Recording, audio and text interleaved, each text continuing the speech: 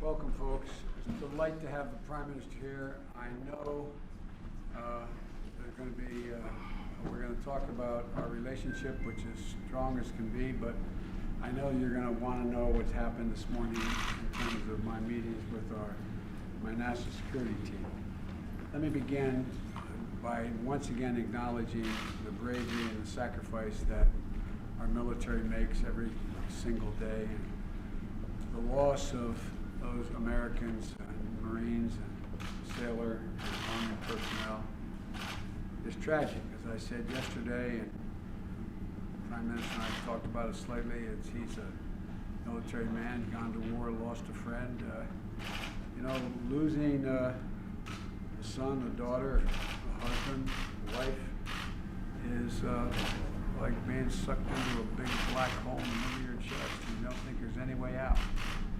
Wonder what's happening. So my heart goes out, our hearts go out to all those who we've lost. But look, the mission there being performed is dangerous, and now it's come with a significant loss of American personnel. But it's a worthy mission because they continue to evacuate folks out of that region, out of the airport. Evacuated more than 12,000 additional people out of the airport in the last 24 hours. I met with my commanders this morning, first thing in the morning, got a detailed briefing about yesterday's attacks and the measures they're taking to protect our forces and complete the mission. And we will complete the mission. Now, I'm not going to take any questions because of the Prime Minister being here on Afghanistan now, but I'll be available at another time. But it's great to have the Prime Minister here. We've become close friends. He's ridden the Amtrak train a lot from New York down to Wilmington, Delaware. I told you we have a few corporations in Delaware back in the days when he was in private practice. But he heads and leads the most diverse government in Israeli history. And we've got a big agenda today, starting with COVID, which we've been talking about, and 19 in both our successful vaccination programs. And we've talked a little bit. We're going to continue to talk about the issue of booster shots. And you started your program a little early. It's met with great results. We're going to start mid-September, but we're considering the advice you've given that we should start earlier. And this is promising also this booster program is going to start here September the 20th, pending approval of the FDA and the CDC committee, outside experts. And the question raised is, should it be shorter than 8 months? Should it be as little as 5 months? And that's being discussed. I spoke with Dr. Fauci this morning about that. We're also going to discuss Israel's unwavering commitment that we have in the United States to Israel's security, and I fully support replenishing Israel's Iron Dome system. And we're also going to discuss the threat from Iran and our commitment to ensure Iran never develops a nuclear weapon. But we're putting diplomacy first and seeing where that takes us. But if diplomacy fails, we're ready to turn to other options. We'll support Israel's developing deeper ties as well with the Arab and Muslim neighbors and globally.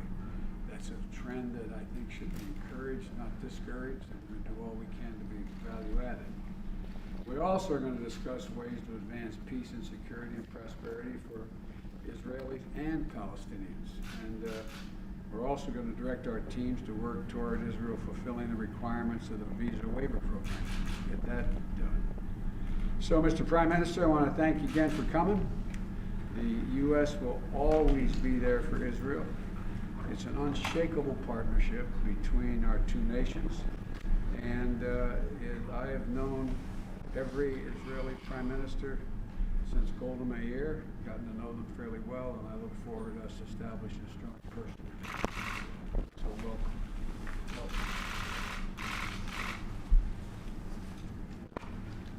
Thank you, Mr. President. First of all, on behalf of the Israeli people, I want to extend our condolences and deep sadness for the loss of American lives in Kabul. The American service members lost their lives while on a mission to save other people's lives. And that's the very definition of courage and sacrifice. May they rest in peace. Especially on this day, I want to be crystal clear. Israel always stands together with the United States of America, unequivocally. I also want to thank you for your warm words now and in our private meeting, which attests to your support of the State of Israel. But that's not new. It's been decades, and you've always stood up for us, especially during tough times. Like a few months ago when thousands of rockets were being shot on Israeli towns and cities. And that's when friendship is really tested. We trust in your support, Mr. President, and Israel knows that we have no better or more reliable ally in the world than the United States of America. I come here from Jerusalem, our eternal capital, and I bring with me a new spirit, a spirit of goodwill, a spirit of hope, a spirit of decency and honesty, a spirit of unity and bipartisanship of folks who, as you suggested, harbor very different political opinions, even opposing, yet we all share the deep passion to work together to build a better future for Israel. And that's what Israel is about. We're out to be good, to do good. But in our region, doing good is not enough. Israel has to be strong in order to do good. Be strong so we can do good. And we cannot lose sight for even one moment that we're in the toughest neighborhood in the world. We've got ISIS on our southern border, Hezbollah on our northern border, Islamic Jihad, Hamas, Iranian militias that surround us, and all of them want to kill us, kill Israelis. They all want to annihilate the Jewish state. And that's why Israel always has to be overwhelmingly stronger than any of our enemies, and indeed of all our enemies combined. And that's why I want to thank you, Mr. President, for helping yet again to fortify Israel's strategic advantage. Obviously, the main issue we're going to be talking about today here is Iran's race to a nuclear weapon. We talked about it inside the room, and I was happy to hear your clear words that Iran will never be able to acquire a nuclear weapon, and that you emphasize that you'll try the diplomatic route, but there's other options if that doesn't work out. So, you know, these very days illustrate what the world would look like if a radical Islamic regime acquired a nuclear weapon. That marriage would be a nuclear nightmare for the entire world. Iran is the world's #1 exporter of terror, instability, and human rights violations. And as we sit here right now, the Iranians are spinning their centrifuges in Natanz and Fordow. And we got to stop it. And we both agree.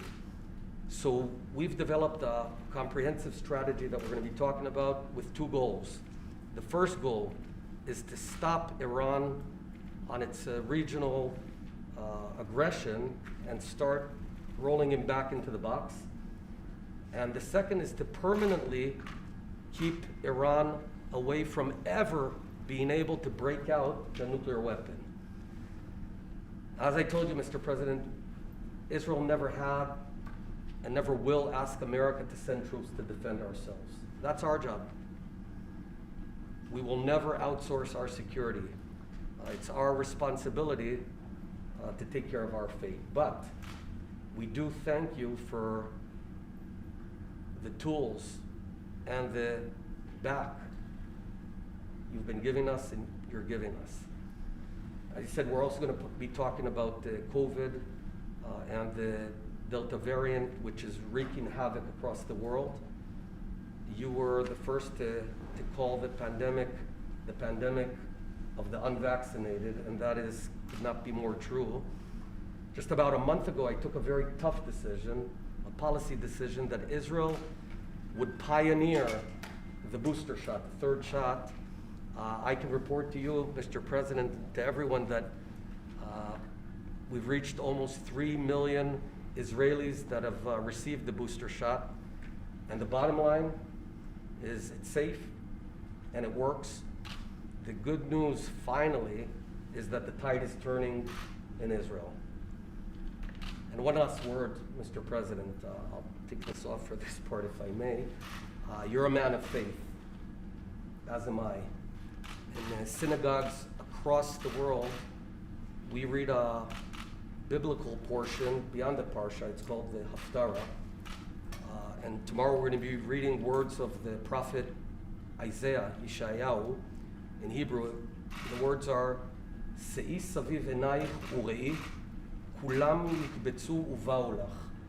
Banaich merachok yavou, uvnotaich al tzad te'amanna. What this means, I can say anything now, right? What this means is the sons and daughters of the Jewish people are going to come back to our land, are going to nurse our ancient land and rebuild it. And this ancient Jewish prophecy is today's Israel reality. And it's a miracle that you've been so central and so part of it for so many years. So, Mr. President, today you and I, and you've been so generous with your time in these difficult days, you and I are going to write yet another chapter in the beautiful story of the friendship between our two nations, the United States of America and the Jewish and democratic state of Israel. Both of us who seek to do good and need to be strong, both of us who are a lighthouse in a very, very stormy world. Thank you, Mr. President. I look forward to working with you now and for many years forward. Thank you. Well, thank you, and you give me credit, much of which should go to Barack Obama for making sure that we committed to the qualitative edge you would have relative to your friends in the region. So he's the one that deserves it. Thank him as well. Thank you very much, folks.